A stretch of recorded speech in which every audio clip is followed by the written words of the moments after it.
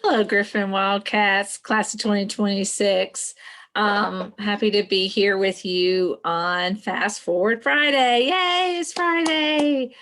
Today is January 22nd, and I feel like we're going to talk about, this has been a really big week. And so there's some really important things that have gone on this week in our country.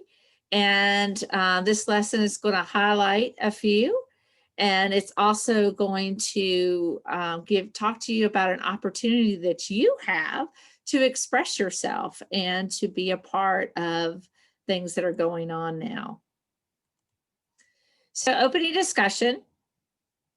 As you got just to tag on what we did with Toolbox Tuesday, we talked about how emotions can impact or influence our behaviors or the way or how thought, or they could influence our thoughts or cause us to maybe sometimes not always make the best decisions. And so along that same theme, I want you as a class to talk about why is it important for students to express their feelings? Why is that important? So, and then as a class, I want you to say, what are some ways that you can express your feelings, thoughts, and emotions?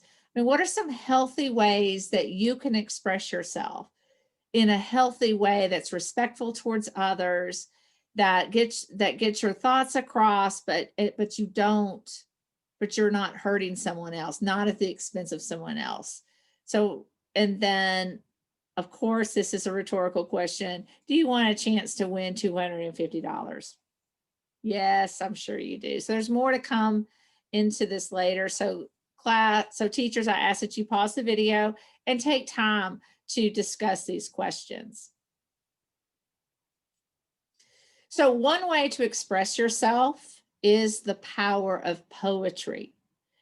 Amanda Gorman, she delivered a powerful message at the inauguration, which took place on the 20th.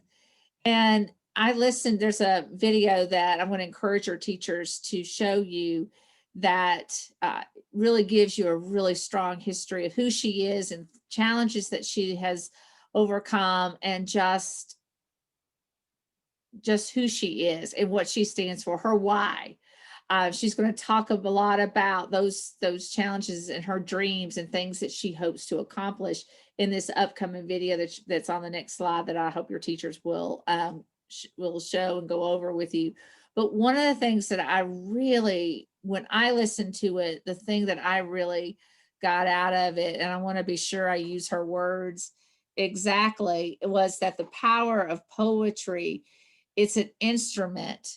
She uses it as an instrument for you to feel what's going on. I think she even uses a quote in there that talks about, things that we say, but it's the way you say it. And that's what poetry does for her. It gives her a new way to express herself so you can feel her message.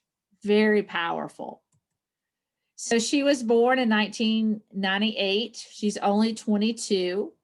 So she was the first recipient of the National Youth Poet Laureate, and that happened in 2017. She delivered The Hill We Climb at the 2021 President Joe Biden's inauguration. And like I said, this video that is about her, this special that was about her, is very powerful. And you can just get to know her passion, her why, and just her voice. So here is the activity. We ask that you take the time and listen to the poem. And want you to listen. You may want to hear it 2 or 3 times. I mean, it is so powerful, and she expresses herself so well, and you can just see the impact, the influence her words have upon the audience, and it's having across the whole nation. She is just inspiring so many people now to climb their hills, to be better, to come together. And it's amazing. So this is a link for her poem so you can hear it. So when you listen to this, I want you to just take 5 minutes and just take 5 minutes on your thoughts and emotions. Just write them all down. Just, you can go over it quickly. Just, just what you feel. Don't edit, don't do any of that. Just write. Just express yourself on how you feel after listening to her poem that she delivered at the inauguration. So from that, here's the opportunity. Remember, I mentioned the $250. From that, there's a writing contest, and you may have already heard about it in your ELA or your reading classes or social studies or any of those other classes. You may have already heard about this, but we want to make sure that you have an opportunity to find your voice and to express your voice. And whether or not you win, yes, it'd be great to win, but learning how to express yourself in a healthy manner, what we talked about in the opening circle, is so powerful, and just such a good way to have your voice heard in a respectful manner.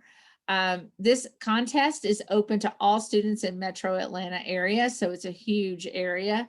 It's 3rd through 12th grade, so it's going to be a lot of competition, but don't let that worry you. Again, we want you to express your emotions because there's so much going on right now, and it's such a good opportunity for you to work on your voice and to be heard. So the prize is $250. That's the first place prize. Second place is $150, and third place is $100. So the directions are: watch the poem. You may want to watch it several times. So write a poem or a reflection based on any portion of her poem. That's why I want you to tap into your feelings, tap into your emotions, tap into your beliefs, tap into your why, tap into all of that. And your voice will come and just resonate through that.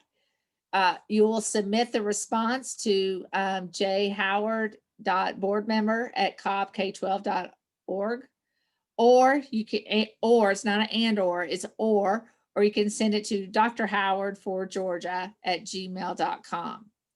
When you do it, we only want you to do one. You've got until February 1st, so you have a little bit of time.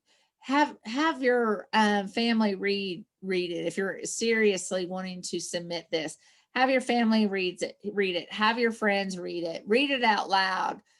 And when you're ready for that final copy, submit it, but be sure to include your name, the school, grade, and a teacher sponsor just for a reference point. But be sure to include all of that. I want to encourage you to have your teachers look at it. I think this is a phenomenal opportunity, but more important than winning is that process of you practicing sending your voice out and learning to recognize your own voice in the midst of everything that's going on. So the closing circle is: what might the message of the hill we climb be, and why? And how can you inspire people to do better and support each other?